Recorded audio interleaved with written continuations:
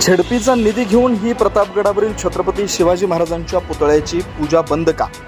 जिल्हा परिषद सभापती ऋतुजा शिंदे यांनी झेडपी अध्यक्षांना पत्र लिहून प्रशासनावर व्यक्त केला संताप.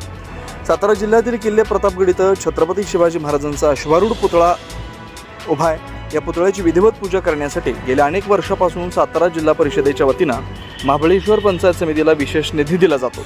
तरी देखील छत्रपती शिवाजी महाराजांच्या पुतळ्याची पूजा बंद का, असा थेट सवाल विचारत जिल्हा परिषदेच्या महिला व बालकल्याण सभापती ऋतुजा शिंदे यांनी प्रशासनावर संताप व्यक्त केला.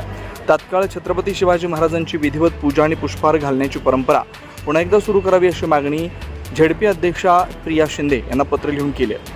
किल्ले प्रतापगडावरील छत्रपती शिवाजी महाराजांच्या अश्वारूढ पुतळ्याची विधिवत पूजा व्हावी यासाठी गेल्या अनेक वर्षापासून सातारा जिल्हा परिषदेच्या वतीनं महाबळेश्वर पंचायत समितीला 3,50,000 रुपये विशेष निधी दिला जातो.